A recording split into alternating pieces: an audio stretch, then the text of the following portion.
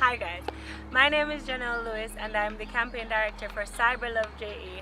Now CyberLove is a campaign, it's a social media campaign against cyberbullying, and for the first time on camera ever, I'm going to be sharing my experience with cyberbullies. Now we visited Glenmere the other day, so a couple of you watching this might have heard the story, a couple of you might know the story, but I've not told many persons about this experience because it is one that kickstarted something very dark in my life. So I thought it would be good to share why I'm doing this campaign, to share the experience behind why CyberLove was born. And so I really just hope out of it you will learn why it's important for us to be sensitive about people on the internet. Now, this story all started on a bleaky day at Glenmere High School, where back in the day I was a prefect, and so we'd have the opportunity to go to classes and sit in and substitute and do a bag of things.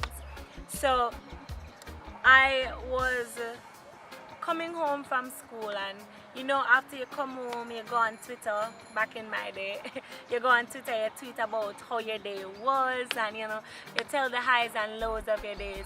And the Twitter family back then was thick and heavy. I mean, in my high school we used to be hard tweeters. I know nowadays young people, you Instagram instead of tweet, but that's fine, you know, you do you, we did we anyway, so I came home and I was recapping my day. Now something happened in my day that really frustrated me. I remember I was sitting with a class, and basically they were very rude to me, and I was trying to get them to settle down, trying to talk to them, and it was right before the time. I'm saying my lot, I apologize. Anyway, this is real. I'm not going to do any editing, no cuts, no nothing. So whatever I feel, that's what you're going to get. Anyway, so we're in the class and I was trying to get them to calm down, settle down, and it was right before school was about to be dismissed. So anyway, to no avail, no one listened to me, and when the bell rang, everybody just walked out. Bye bye, they were gone. So I went home in a very down mood because I felt I was very, very disrespectful.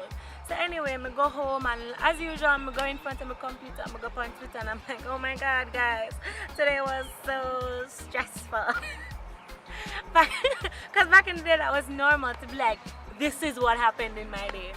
So I tweeted about it, and I remember I left my laptop and I went just to the stuff, shower, whatever.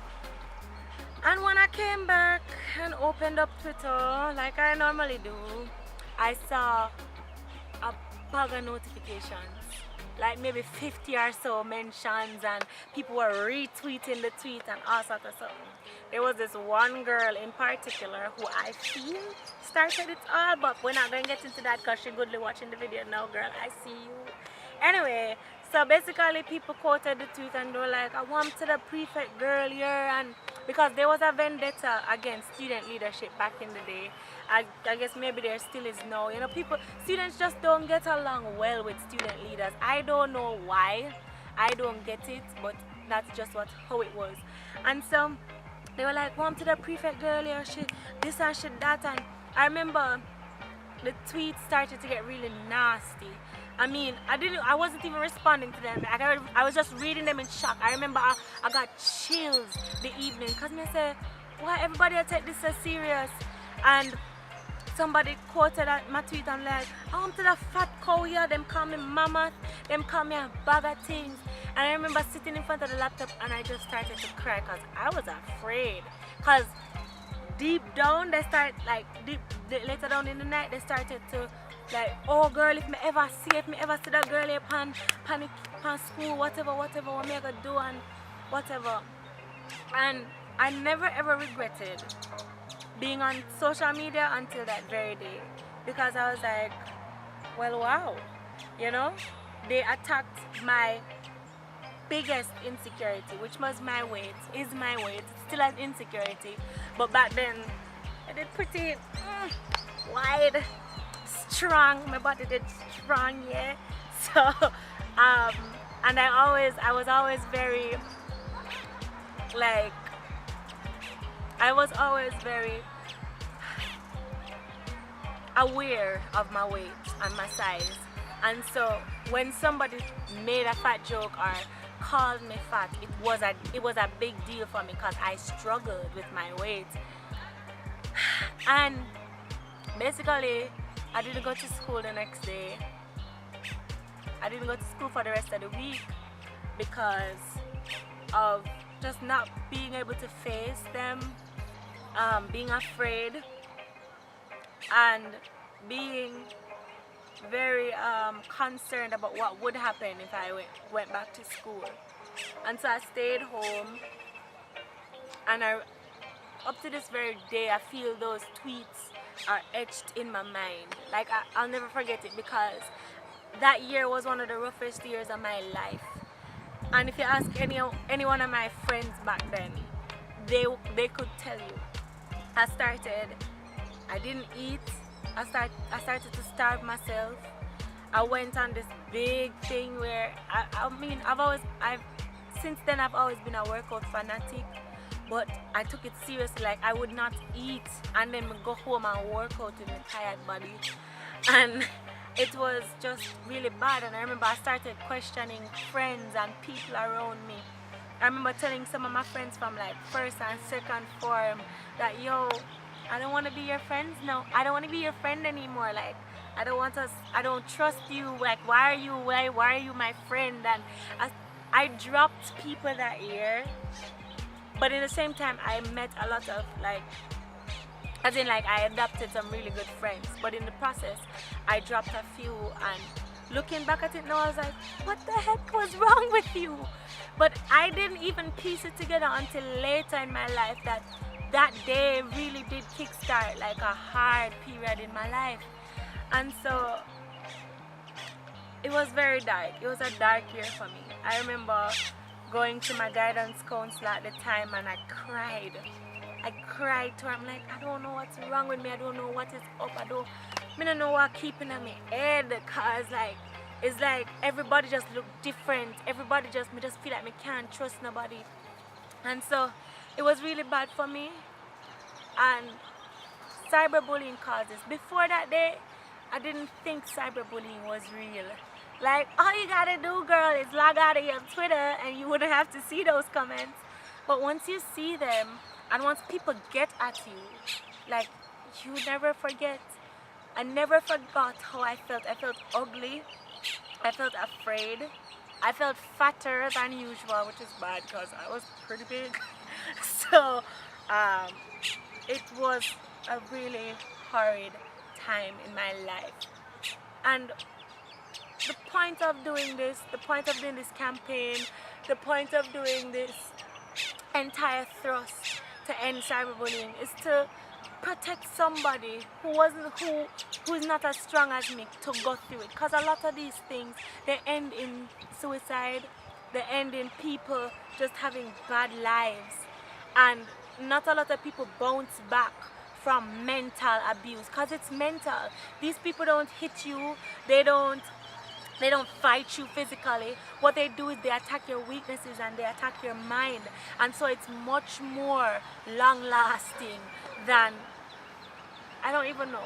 I always tell, anytime I speak about cyberbullying, I always say that Demi Lovato herself said, yo, if she could have had her cyberbullies punch her in the face, she would have preferred that, for them to just get it over with, rather than them tweeting at her, messaging her all these nasty things about herself, and she couldn't get away from them.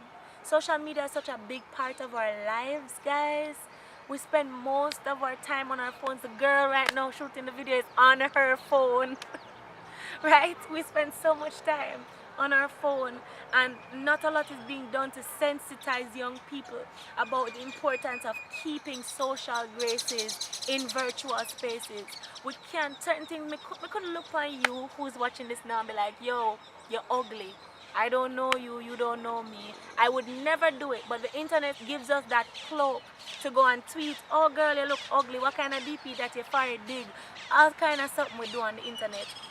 And so I want us to be sensitive about people on the internet. Be sensitive about what you tweet, what you post, where you post it. Be sensitive about what you say to people, because you don't know the effects that your words will have on them.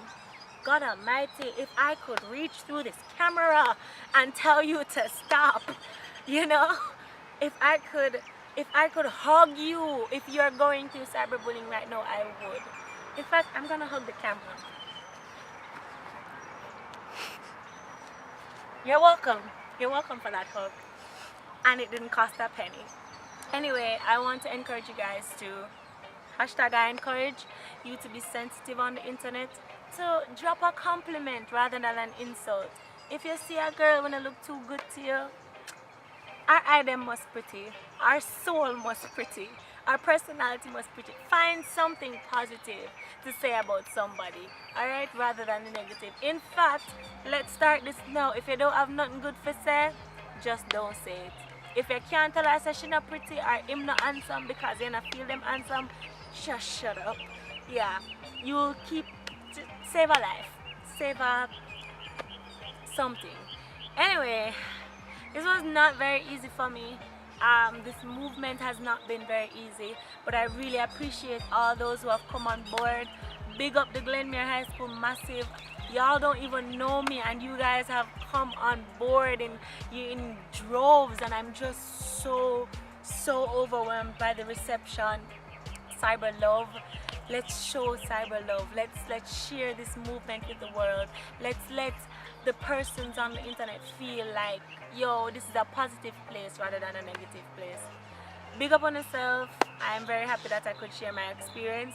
And for anybody going through it, talk to somebody. I didn't talk to somebody when I was going through it, and that's why I feel that it plunged me into a hole. But you can talk to somebody, so talk to somebody.